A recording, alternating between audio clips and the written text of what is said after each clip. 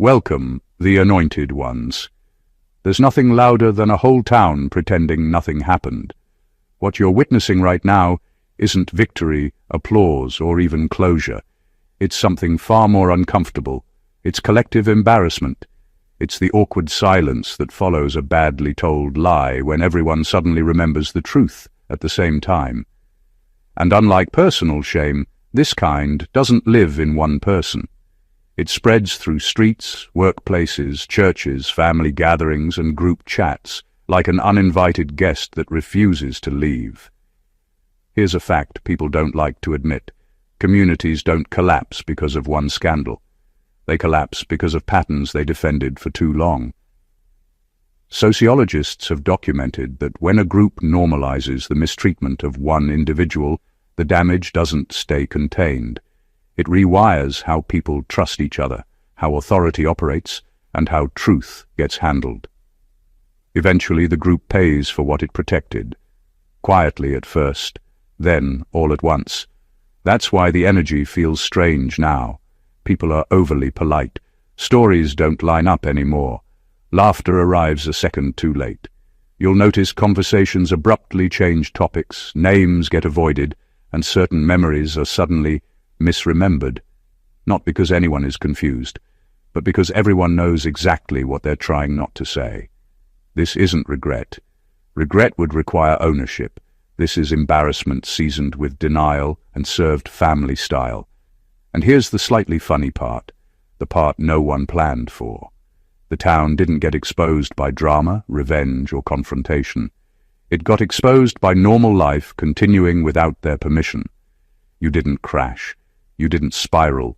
You didn't disappear into the cautionary tale they prepared. You simply existed. And somehow that turned into the most inconvenient outcome possible. Imagine putting all that effort into a narrative, only for reality to casually ruin it without even raising its voice. This isn't about redemption arcs or public apologies. It's about what happens when a group realizes it can't outrun its own behavior. The shame you're seeing isn't loud or dramatic. It's structural. It's in how people move now. It's in what can no longer be said comfortably. And once that kind of embarrassment settles in, it doesn't fade. It rearranges everything. Stay with me, because what's unfolding here says far more about power, complicity, and human behavior than most people are ready to admit. Number 1. The town isn't embarrassed because you left.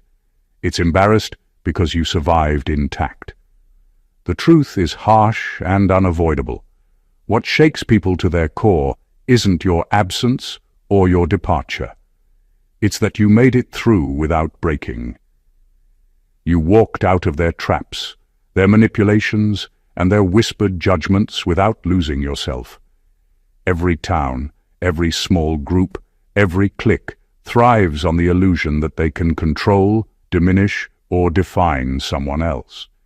They act as though a person's worth depends on their ability to comply, to stumble, or to validate the fears and insecurities of those around them. And when that illusion collapses, the discomfort isn't subtle, it's visceral. They realize they've been betting against the wrong person, and the outcome embarrasses them more than any public confrontation ever could. Survival, in its purest form, is a mirror held up to everyone who tried to shape you into a cautionary tale. You didn't give them the satisfaction of witnessing your struggle. You didn't hand over the validation of their judgment. Every attempt they made to break you failed. And now, the evidence of your intact, unshakable presence stands as a silent indictment of their behavior. They wanted proof that you were vulnerable, that you would falter, that their whispers and gossip had power. Instead, they see you moving through life with clarity, strength, and an inner calm they can't manufacture. The irony is exquisite. Their pride, their assumptions, their petty power plays, all of it was invested in a story that never came true. And now, even casual observers can see it. The very person they thought they could control is thriving despite them. This embarrassment is sharp, almost humiliating, because it's not temporary. It lingers in every glance, every passing comment, every subtle shift in conversation. People are forced to confront what they underestimated, and it burns quietly but persistently. Survival doesn't just preserve you, it exposes them.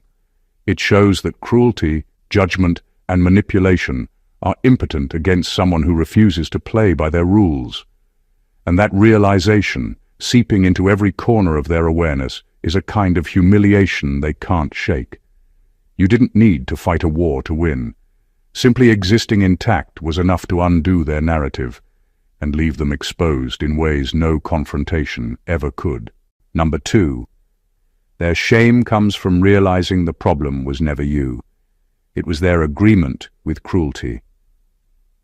The deepest, most uncomfortable truth for anyone who participated in or condoned wrongdoing is that the fault rarely lies with the person they harmed.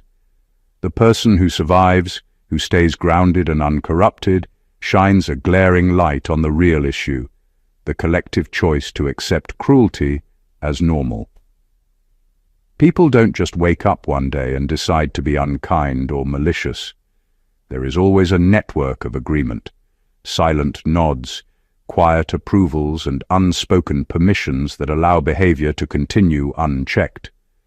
That agreement is the real problem, and when the victim thrives, it exposes how deeply flawed the system around them was. This is why the embarrassment runs so deep. It's not just one person feeling guilt, it's an entire town, a circle, a group of individuals who now have to confront the fact that they actively or passively supported something they now find reprehensible. Their shame is compounded by the realization that it wasn't your actions, your choices, or your character that created the discomfort. It was their willingness to go along with something cruel. Every whispered insult, every veiled manipulation, every act of sabotage that they tried to rationalize now stands as undeniable evidence of their moral failure. There is no quick way to undo this kind of exposure. They can't erase the fact that they were participants, even passively, in a system that mistreated someone capable of rising above it. And watching you continue, unbent by their cruelty, amplifies that shame. It's a mirror they never wanted to see, but one they can't look away from. It's a slow, gnawing realization that the world didn't break you because of who you are. It broke them because they failed to recognize humanity in the first place. Your existence, your resilience, and your integrity become a silent indictment. The embarrassment isn't public outburst or dramatic confrontation. It's in the way they shift uncomfortably in conversation, the way explanations fumble, and the quiet recognition that they were wrong all along. The problem was never you. The problem was their agreement with cruelty, and now there's no hiding from it. Number 3. They're embarrassed because the story they rehearsed no longer matches the evidence. People spend years constructing narratives about others. They tell themselves stories that justify cruelty, dismiss integrity, and rationalize indifference. They rehearse these stories endlessly in their minds, repeating lines, crafting excuses, and imagining scenarios where their version of reality holds sway. They whisper it to friends, nod in agreement with allies, and even convince themselves that it is the truth. But all of that careful preparation, every justification and rehearsal, collapses the moment reality refuses to play along. And when it collapses, the embarrassment is instantaneous, sharp, and impossible to hide. The town, or group, that once felt confident in its moral superiority now looks like it has been caught mid-act of self-deception. Every claim they made about you, that you were weak, unworthy, or incapable of success, has been contradicted by simple facts: your survival, your calm, your undeniable competence. The rehearsed story that kept them comfortable no longer matches what people can observe with their own eyes. Their assumptions, which they repeated in hushed tones and in public whispers alike, have been exposed as lies, half-truths, or wishful thinking. The discomfort of being caught off guard is nothing compared to the internal chaos of realizing that for years they convinced themselves of something that was never true. And the embarrassment doesn't stay hidden. It leaks out in small, unmistakable ways. Conversations get shorter. Compliments come reluctantly. Eyes flick away instead of meeting yours. The pride they carried while rehearsing their narrative is replaced with a quiet, gnawing self-awareness. They thought they controlled the story, but the story has always been controlled by reality, by the evidence of your life, by the truth of who you are. Watching them squirm under the weight of their own contradictions is not revenge. It's inevitability. The moment they invested so heavily in a narrative that reality refused to honor, the universe started to rewrite the script without consulting them. And the embarrassment they feel now isn't just a fleeting discomfort. It's the lingering recognition that for years they were performing a play, and the audience always knew the truth. Number 4. The town isn't united in shame. It's fragmented by guilt. When a community collectively participates in wrongdoing, it often assumes a false sense of unity. They believe that because everyone is involved, the responsibility is diluted, invisible, or acceptable. But the truth is far messier. Shame doesn't spread evenly, and guilt never sleeps. What looks like a single embarrassed entity is really a fractured network of individuals, each carrying their own weight of conscience, each aware of how far they strayed from integrity, and each struggling to decide how much can be admitted without collapsing entirely. Some people knew it was wrong from the beginning. They told themselves to look the other way, convinced themselves that silence was survival. Others enjoyed the spectacle or the power it gave them, feeling justified by the complicity of the group. Then there are those who didn't understand fully, but instinctively felt something was off. And now, months or years later, that vague discomfort has crystallized into raw guilt. This fragmentation makes the shame almost unbearable because it doesn't stay neat or contained. Conversations stumble, alliances shift. Friends glance at each other warily, unsure who shares what conscience and who will snap under exposure. Guilt fractures trust faster than any argument ever could. The people who once nodded along with cruelty now wrestle privately with whether they were actors, accomplices, or observers. The embarrassment, you see, isn't uniform. It's chaotic, uneven, and unpredictable. Each individual measures their personal exposure differently, which turns the town's supposed solidarity into internal discord. Their previous confidence is gone, replaced by whispered defenses and awkward hesitations. Even a casual interaction becomes a test of morality, a negotiation with conscience that they cannot escape. Meanwhile, you exist outside that collapse, unshaken. Your calm presence makes the cracks visible, the tensions audible, and the moral failures undeniable. The fragmentation is not a spectacle. It is a quiet, relentless unraveling, happening beneath the surface in every glance, every half-finished sentence, every careful shift in tone. The town isn't just embarrassed. It's divided, and that division is the natural consequence of people realizing that they can't all be innocent while their collective behavior screams otherwise. Number 5. They're ashamed because they needed you to fail to feel morally comfortable. People often build their sense of right and wrong on the assumption that others will falter. They measure morality not by action or principle, but by comparing themselves to someone they expect to stumble. In their minds, your failure would have justified their cruelty, reassured them that their behavior wasn't extreme, and allowed them to sleep at night with the comforting thought that they were better simply because you were weaker. That's why your survival and resilience hit like a hammer to their carefully constructed moral framework. They needed you to fail, and when you didn't, the world shifted beneath their feet. For years they may have whispered about your shortcomings, spread rumors, or subtly tried to manipulate situations to expose you. Every slight, every attempt to undermine you was not just an act of malice. It was a psychological safety net for them. They could only feel secure in their actions if the person at the receiving end faltered. Your existence, calm and intact, destroyed that net. Suddenly, the standard by which they measured themselves no longer applied. Their moral superiority, once assumed, became absurd, flimsy, and impossible to maintain. And it's not just a private realization. The embarrassment manifests in public and in private. Conversations around you become tense. Compliments feel forced. Defenses slip, and excuses start to sound hollow even to themselves. Every interaction becomes a reminder that the validation they counted on, your failure, didn't arrive.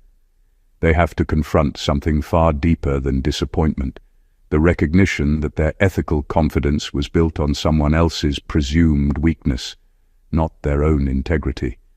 Your success, your steadiness, your refusal to be broken forces them to face the unvarnished truth. They were counting on something you never gave. They are exposed, not because you fought them directly, but because you refused to play the role they assigned.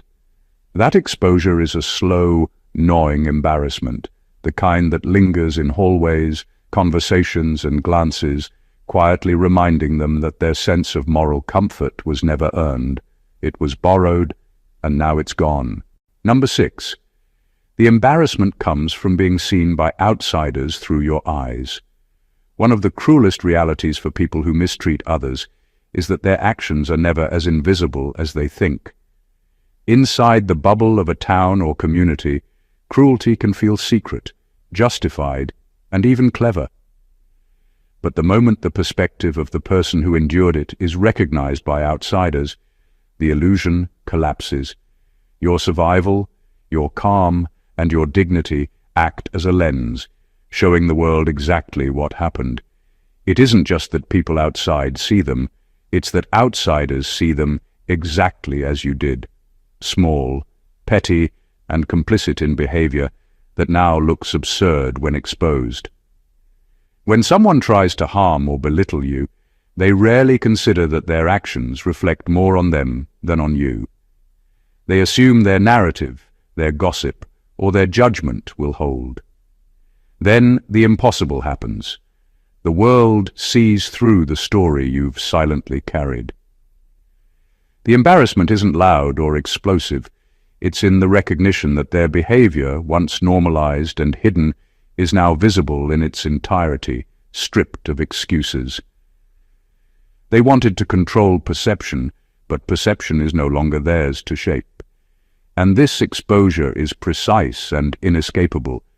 Outsiders judge not just the acts themselves, but the character behind them, the whispers, the passive acceptance, the orchestrated manipulations. All of it suddenly becomes transparent. They realize that the world doesn't see a few isolated incidents. It sees a pattern, a culture, a moral failure baked into everyday interactions. What once seemed clever now looks ridiculous. What once felt safe now feels suffocating. Meanwhile, your presence magnifies it. You didn't need to explain, justify, or accuse. You just existed, intact, carrying the truth of your experience with poise. That truth is heavier than any accusation because it cannot be denied. It refracts the embarrassment back onto them in every glance, every passing conversation, every interaction where outsiders quietly acknowledge the discrepancy between their supposed power and your unshakable reality. The town's humiliation becomes layered, multidimensional, and impossible to escape. And the sharper edge of it is that it comes from seeing themselves reflected through your unwavering, undeniable eyes. Number 7.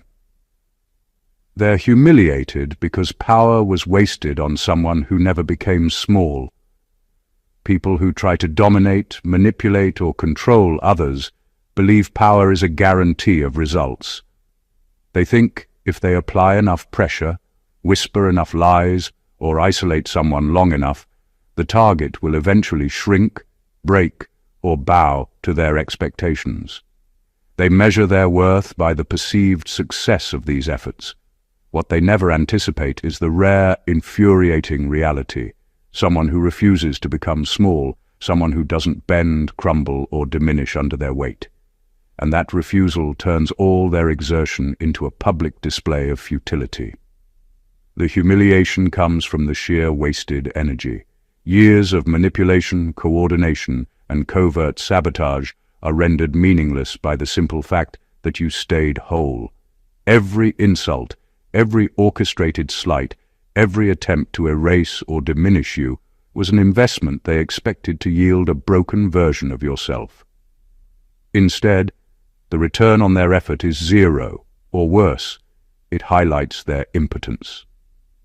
Their power, which once seemed unstoppable in the confined world of gossip and social pressure, now looks laughable, almost pathetic, because it failed to achieve the only goal that mattered: your reduction. And humiliation has a way of festering quietly. It doesn't need to be announced. It sneaks into conversations, undercut by tone and hesitation. It lingers in glances that dart too quickly away. It's in the awkward phrasing of every story they attempt to tell, knowing that the audience, and more importantly you, can see the failure in full color. What makes it sharper still is that your survival didn't require retaliation or spectacle. You didn't have to fight theatrically. You didn't need to prove yourself in dramatic ways. Simply maintaining your integrity, your presence, and your dignity while their power proved ineffective is enough to humiliate them deeply. Their influence, once wielded with confidence, is now revealed as empty. The weight they tried to place on you didn't crush you. It exposed them. Their humiliation is rooted not in confrontation but in failure, the unmistakable, undeniable evidence that power is useless against someone who refuses to be small. Number 8. Their shame deepened when they realized you never needed their approval to grow. One of the most uncomfortable truths for people who try to control or belittle you is that their opinions, judgments, and manipulations were never required for your progress. They assumed that their influence, whether through social pressure, gossip, or outright intimidation, was a prerequisite for your validation, growth, or success. They believed they had power over your path, that their approval or acceptance was somehow tied to your ability to thrive. Watching you move forward, completely untethered from their judgment, is a type of embarrassment they never anticipated. Their shame isn't about being ignored, it's about realizing they were irrelevant all along. Every attempt to manipulate outcomes, to guide, restrict, or diminish you, now looks not just futile, but absurd. They invested energy, time, and moral reasoning into controlling a life that refused to depend on them. The very framework they built to validate themselves, I am important because I shape others, collapses when the person they targeted proves they never needed that shaping. It's a quiet, insidious humiliation, because it cuts to the core of their self-perception, and it's compounded by visibility. Others see it too. Witnesses notice the calm confidence, the forward momentum, the ability to grow unbothered by the small storms they stirred. What was once an invisible struggle becomes evidence of independence, and that evidence speaks volumes. The very people who tried to dictate your reality are forced to watch as you thrive, proving that their influence was never essential. This kind of shame is deeper than public humiliation.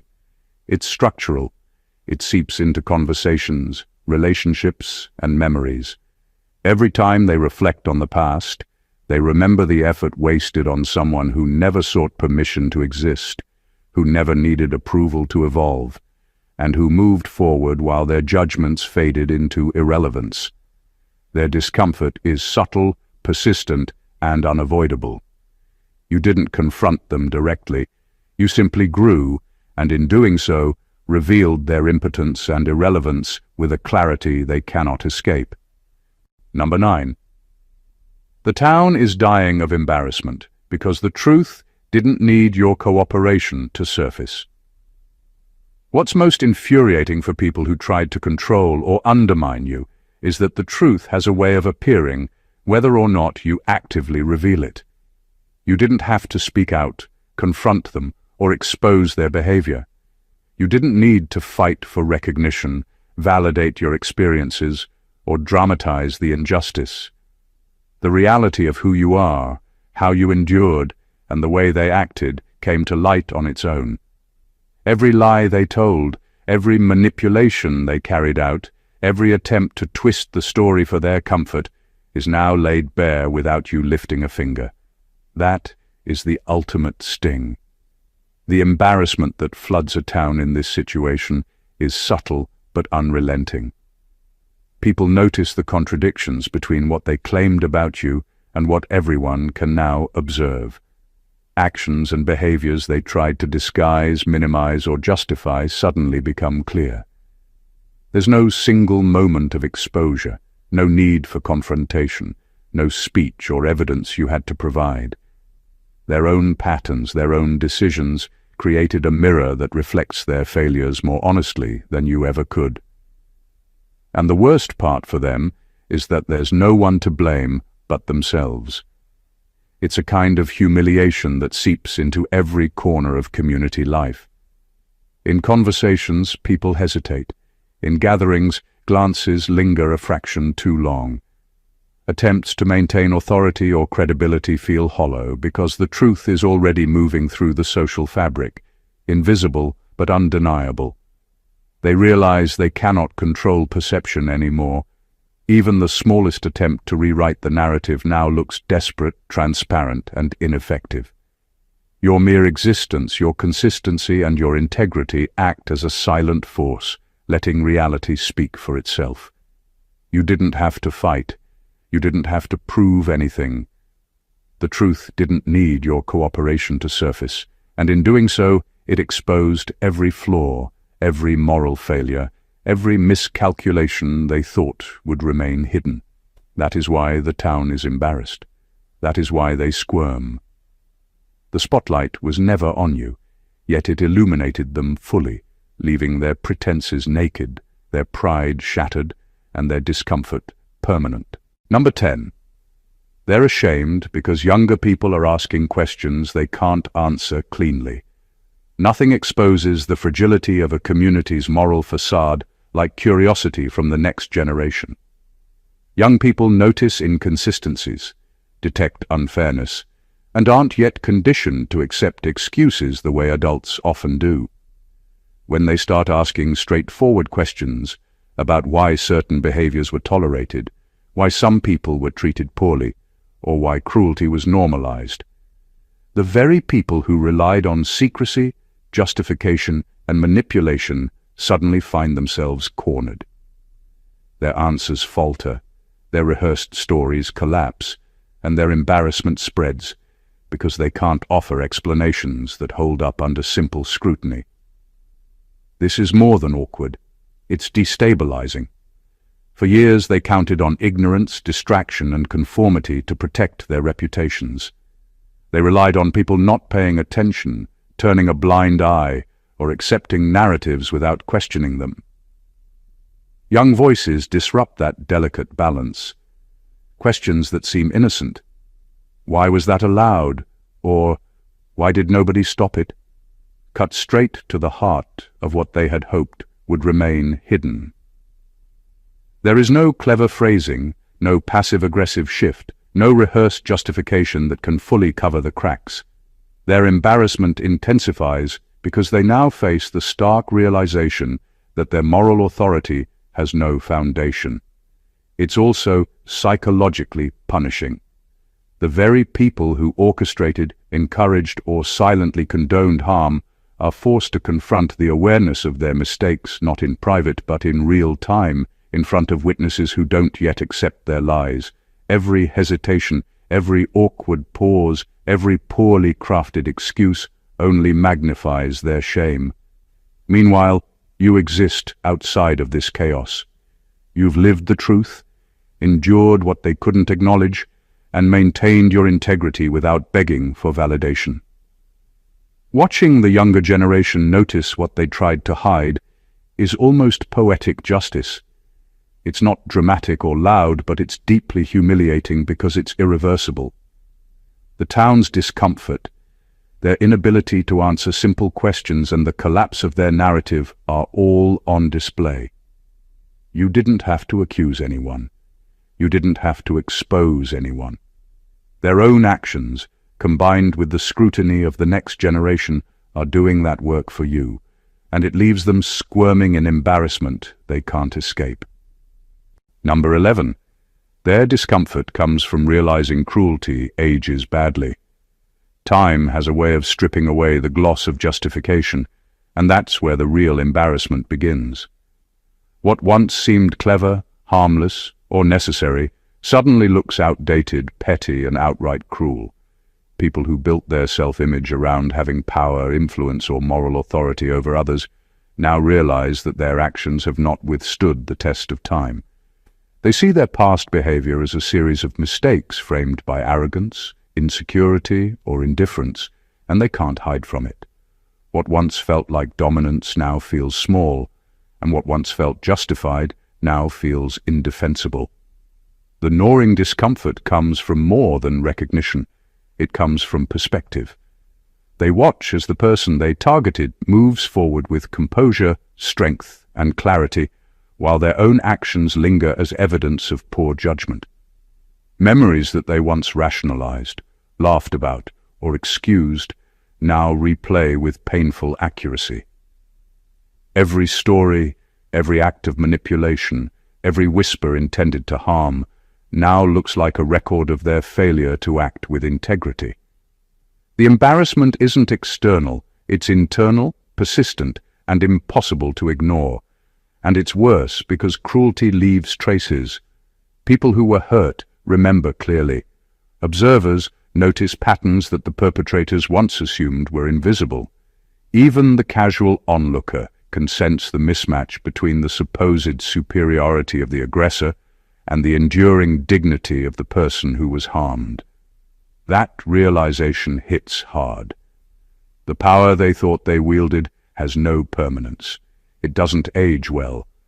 Meanwhile, the person they tried to diminish has already outpaced them, not with vengeance, but with persistence and grace. Their behavior, once celebrated in their own circles, is now exposed as short-sighted and futile. Time doesn't just reveal truth, it disarms arrogance and exposes the emptiness of cruelty. And as the years add up, what once seemed like control becomes a monument to embarrassment, a record that cruelty, no matter how confident it appears in the moment, never grows more respectable with age. Number 12.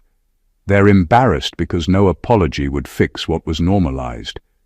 The deepest kind of shame comes from realizing that the damage they caused wasn't a single mistake or a brief lapse in judgment. It was a pattern, a culture, a way of life that they collectively accepted, encouraged, or ignored. And patterns don't disappear with a single apology. No amount of saying "I'm sorry" or claiming ignorance can erase the reality that cruelty, manipulation, and indifference were normalized for years. The embarrassment they feel isn't performative. It's structural because it's tied to the system they helped sustain. Apologies are meant for moments, for acts that can be reconciled with sincerity. But when harm is woven into everyday interactions, when gossip, exclusion, and subtle sabotage are treated as ordinary, an apology becomes meaningless. It can't undo what was repeated, what was witnessed by others, and what shaped someone else's experience of the world. They can speak, write, or announce their remorse, but the truth doesn't change, and the truth is unforgiving. Your integrity, resilience, and survival stand as evidence that their attempts to normalize wrongdoing were futile, exposing their actions as both morally bankrupt and socially embarrassing. What makes this embarrassment so sharp is the helplessness. They can't fix the past. They can't adjust the narrative fully in their favor.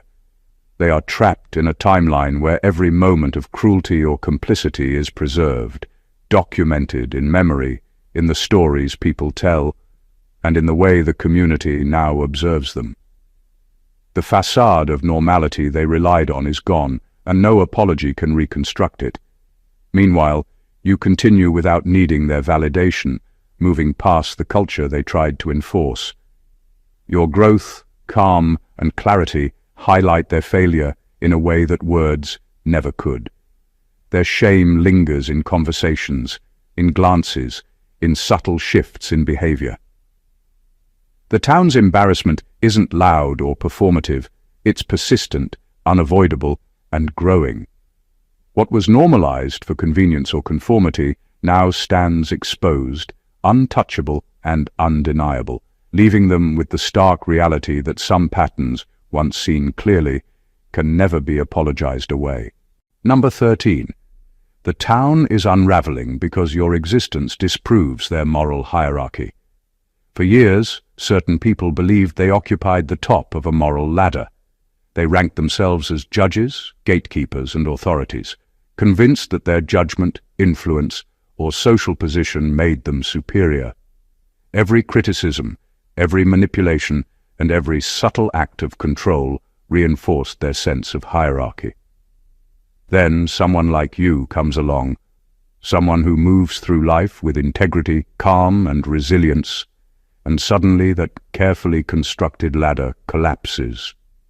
Your existence alone disproves the order they relied on, and the discomfort that spreads through the town is immediate, subtle, and unstoppable. This isn't about revenge or confrontation. It's about undeniable evidence. You lived in a way that rendered their supposed superiority meaningless. All the power plays, whispers, and social policing they relied on were premised on the assumption that they defined worth. Watching you navigate life, unshaken and intact, forces them to confront a reality they can't rewrite. Their moral ranking was imaginary. It was based on convenience, fear, and projection, not truth. The unraveling is everywhere, even if quiet. Alliances fray as people reconsider who holds influence and who doesn't. Private conversations are filled with hesitation and awkward pauses because no one wants to admit the hierarchy they relied on is collapsing. The authority they believed they wielded becomes transparent, and the social structures they leaned on are exposed as fragile constructs rather than markers of actual integrity. Meanwhile, your presence amplifies the effect. You didn't need to prove a point or call anyone out. Simply existing, thriving, and refusing to participate in their games dismantled the illusion entirely. Their embarrassment and anxiety aren't momentary, they are structural. Every glance, every passing comment, and every shared memory reminds them that their moral superiority was a myth, and it has been quietly but thoroughly disproven. Your existence alone became a truth they cannot argue against, a quiet revelation that undoes years of control and pretension. The town isn't just embarrassed, it is unraveling from the inside out, forced to reckon with a hierarchy that never existed and a person who refused to validate it. Number 14. Their shame isn't loud, it's structural. The most insidious kind of embarrassment doesn't scream. It doesn't erupt in dramatic confrontations or public displays. It settles quietly, invisibly, into the very framework of everyday life. That's why the town's shame is structural. It's woven into how people move, speak, and interact with one another after years of complicity and cruelty. It manifests in subtle hesitations, awkward phrasing, and the careful avoidance of topics that once seemed trivial, but now carry the weight of exposure. Every conversation is measured, every glance calculated, because the collective conscience has been unsettled in a way that cannot be undone. Structural shame doesn't leave room for excuses. It doesn't vanish with apologies or explanations. It is embedded in memory, in social patterns, and in the unspoken acknowledgement of what was once tolerated. People begin second-guessing themselves, wondering who remembers, who notices, and who might quietly judge them for actions that were once normalized. There's no single moment of reckoning. It's a constant, low-level pressure that reshapes behavior, erodes confidence, and reveals cracks in the systems they relied on to justify cruelty. Meanwhile, your presence becomes the lens through which all of this is measured. You didn't have to confront anyone, prove yourself, or demand recognition. You simply existed with consistency, integrity, and resilience, and that consistency made the town's structural flaws undeniable.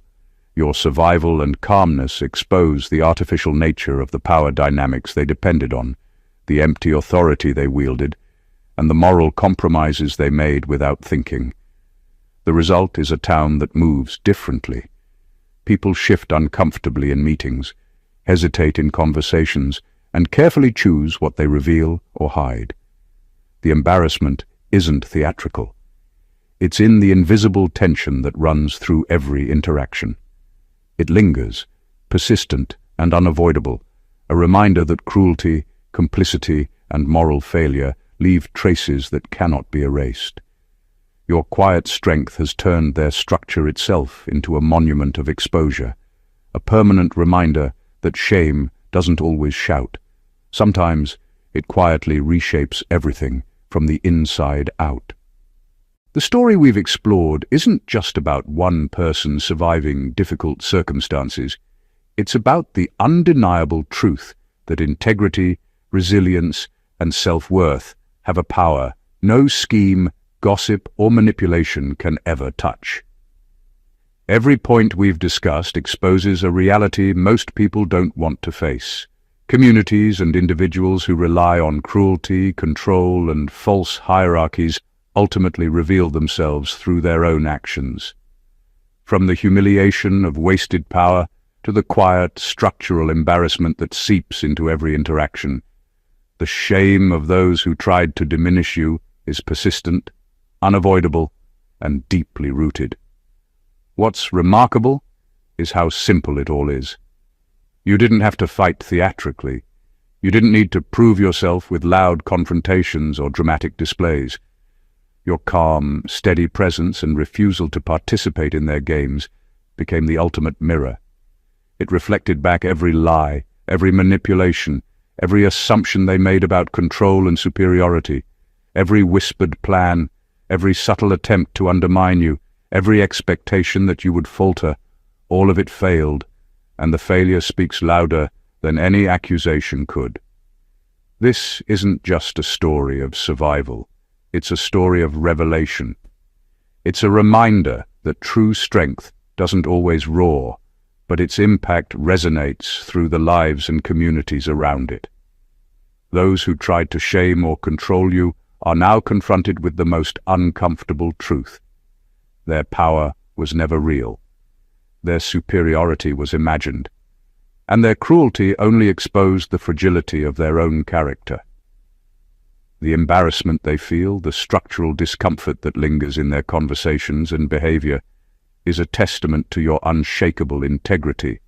So, if this message resonates with you, if you recognize the power of surviving with dignity in the face of those who doubted you, make sure you continue the journey with us. Subscribe to the channel for more insights and revelations that expose the truths many want to hide. Like this video to show your support. Comment below with your thoughts or experiences.